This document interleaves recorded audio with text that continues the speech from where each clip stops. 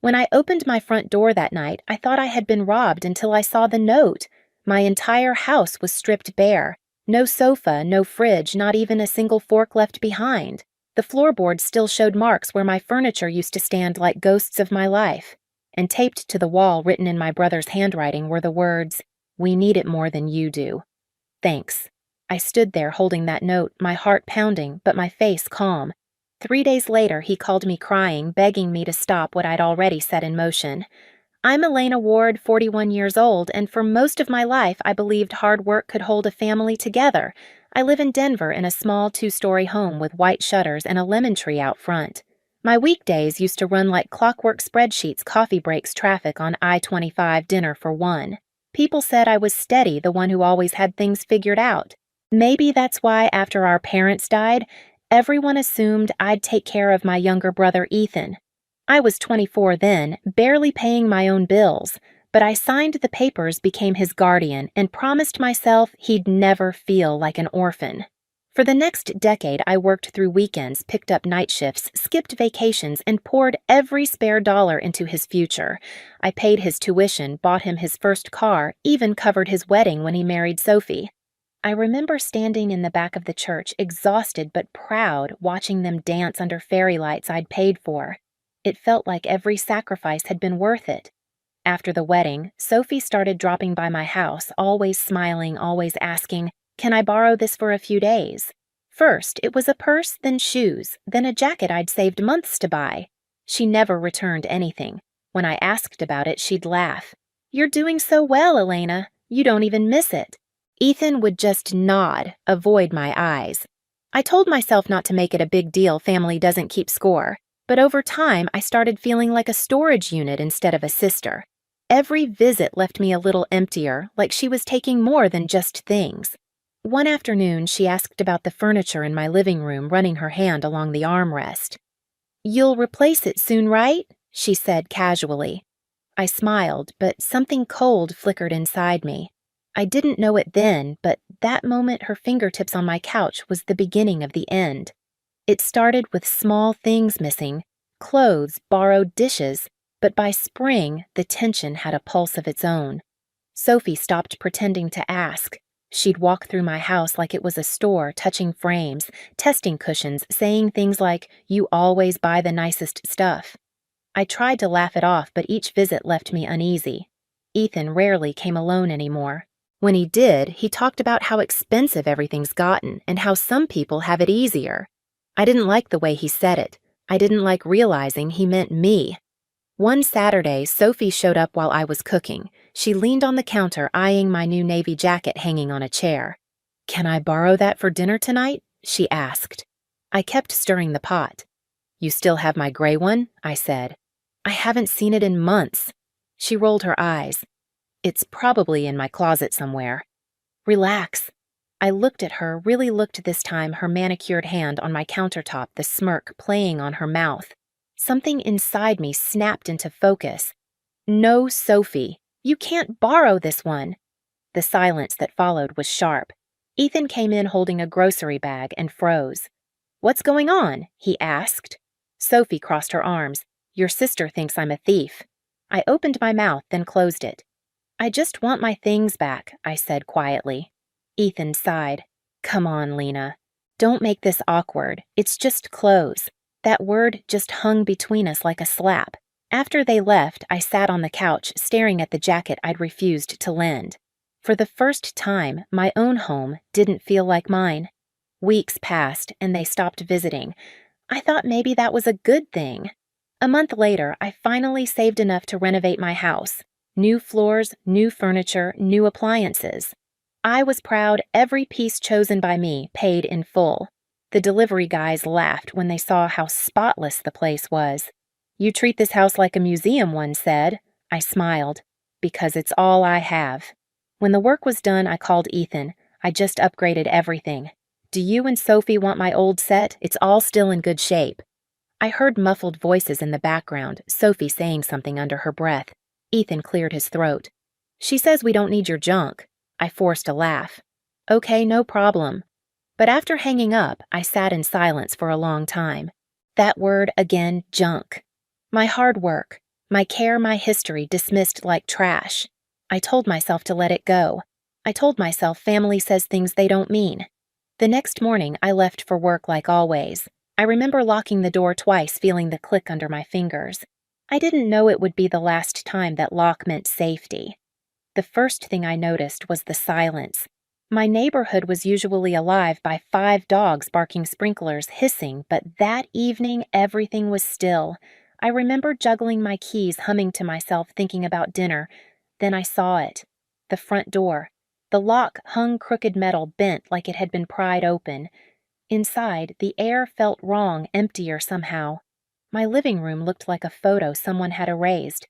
The new couch, the rug, the TV, the lamps gone. My kitchen was stripped bare. Even the silverware drawer had been emptied, forks and knives replaced by dust. I walked through each room, slowly refusing to believe what my eyes were showing me. Every sound, my shoes on the floor, the creak of a hinge echoed too loud. On the wall, a small note flapped in the breeze from the open window. It was taped above a clean rectangle of paint where a picture frame used to hang. I knew the handwriting instantly. "We need it more than you do." "Thanks," signed Ethan. I stared at those words until they blurred. It wasn't the theft that broke me. It was the entitlement behind it, the certainty that I'd just understand, that I'd forgive, that I'd keep paying. My knees felt weak, but I didn't fall. I folded the note, slid it into my purse, and took a slow breath. Mrs. Green, my elderly neighbor, appeared on the porch. "Elena, honey, are you all right?" she asked. Her voice trembled. I told her everything was fine, but my throat was tight. She shook her head. "I saw a moving truck here this afternoon. I thought you were donating furniture." I closed my eyes. "Did you see who it was?" "Your brother," she whispered. "He said you told him to take whatever he needed. I'm so sorry." Mrs. Green went home and returned with a flash drive. My security camera caught it all. I held that tiny drive like it was gold. Proof. Finally, proof. That night, I didn't sleep. I took photos of everything: the broken lock, the empty rooms, the scratches on the floor where the fridge had been dragged out. I lined up receipts, warranty papers, bank statements. I created a folder titled Evidence. My hands shook the whole time, but not from fear, from focus. The next morning, I sat across from my lawyer, Mr. Adler. He listened quietly as I told him everything. When I slid the note across his desk, he picked it up with 2 fingers, raised an eyebrow, and said, "Well, that's bold." I nodded. "They have 3 days to return it, all right?" He smiled slightly. 3 days exactly. Then we move forward. Back home, I opened my banking app and scrolled to the automatic transfer labeled Mortgage Support. Ethan. $1,000 every month for over a year. My thumb hovered, then pressed cancel. A small notification appeared. Transfer stopped. I sat there staring at the screen, breathing steady. For 17 years, I had taken care of my brother. That night, for the first time, I took care of myself. Before bed, I slipped the folded note into a drawer. I wasn't going to destroy it. Not yet. I wanted to remember exactly how it felt to stand in my own home and read my brother's handwriting telling me I didn't deserve what was mine. He had 3 days. That's all. Day 1 passed without a call. I watched the clock strike midnight and realized Ethan had made his choice. Day 2, I sent him a short message: "You have until tomorrow." No reply. By the morning of the 3rd day, I stopped hoping for one. I printed every receipt, labeled every photo, and placed the flash drive from Mrs. Green on top. The evidence looked small, but heavy like the truth itself. At exactly 9 a.m., I called Mr. Adler. "They've ignored the deadline," I said. "Then we file the report," he replied.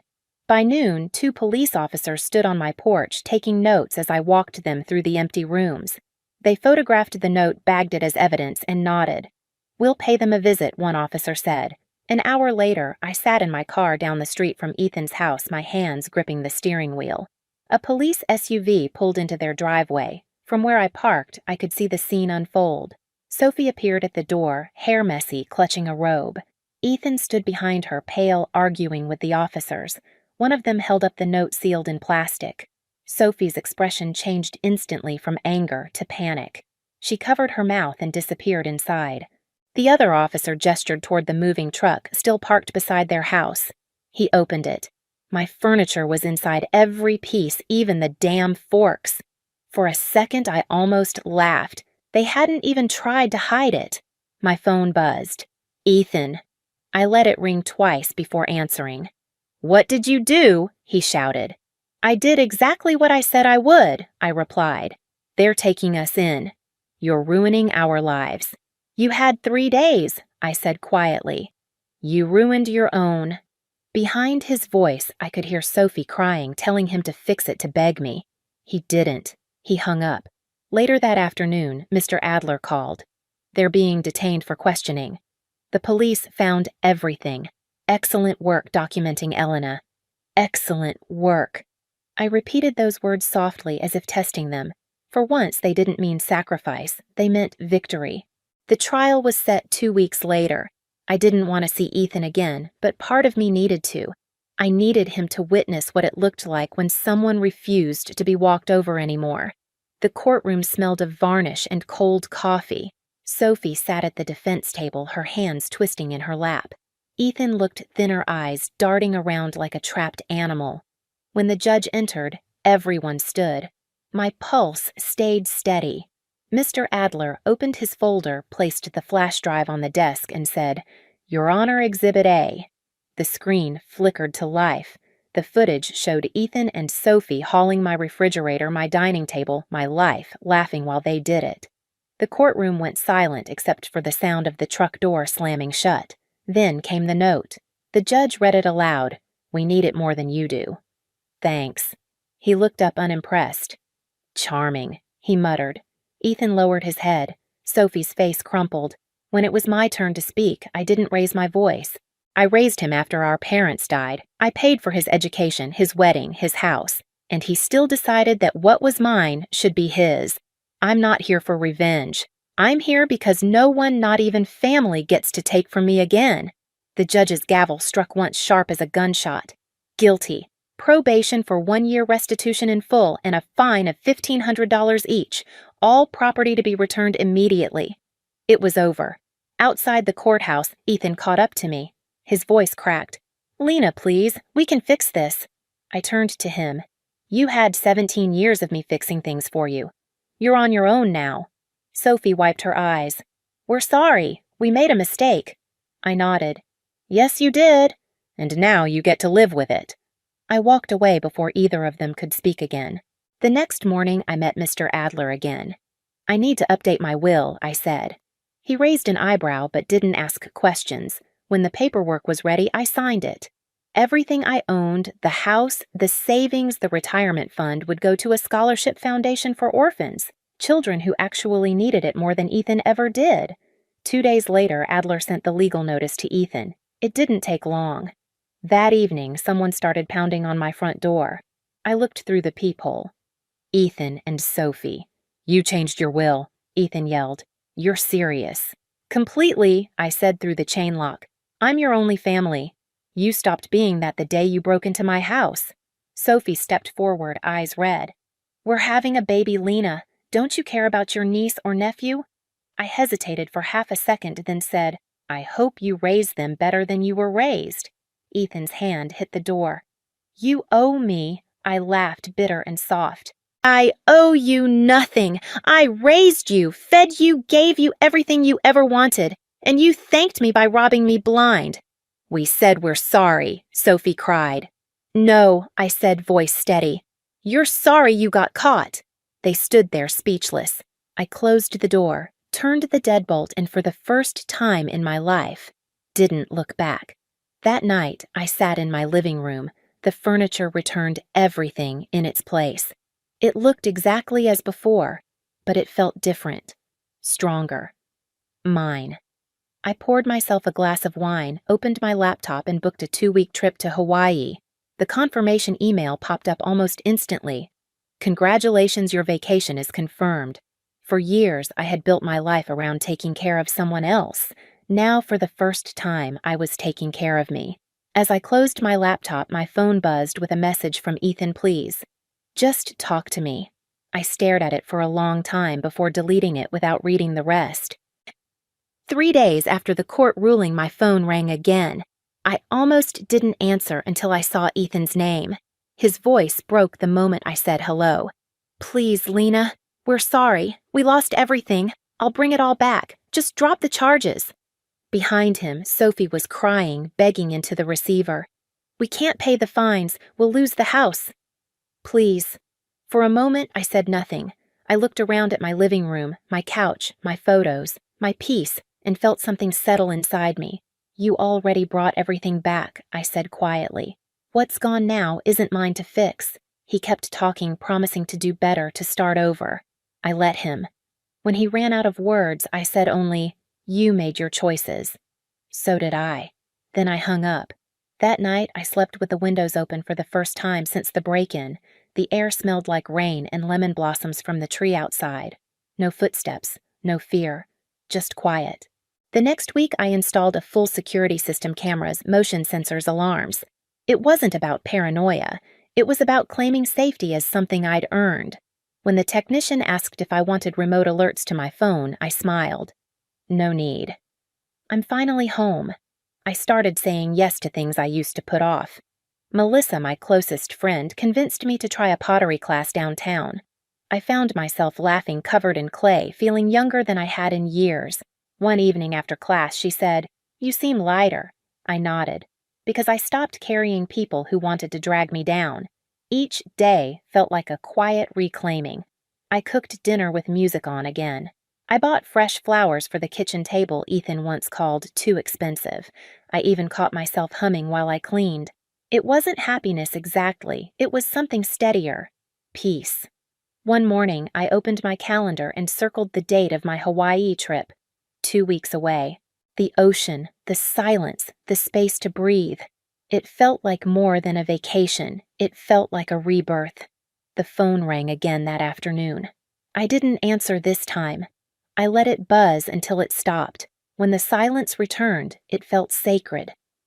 Hawaii was everything I'd hoped it would be: warm air, blue water, no voices I recognized. I spent mornings walking the beach, barefoot, coffee in hand, watching the sun pull itself over the horizon. No alarms, no guilt, just the sound of waves and my own heartbeat finally slowing down. One evening, I sat on the balcony of my hotel, the sky painted gold, and thought about everything I'd lost and everything I'd gained. They had taken every object that could be carried out of my house, but not my strength, not my peace. That was something they could never steal.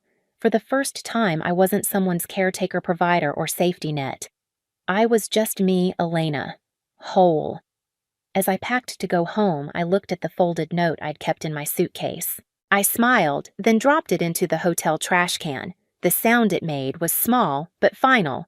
Have you ever had to walk away to find peace? Tell me in the comments. I'd love to know your story.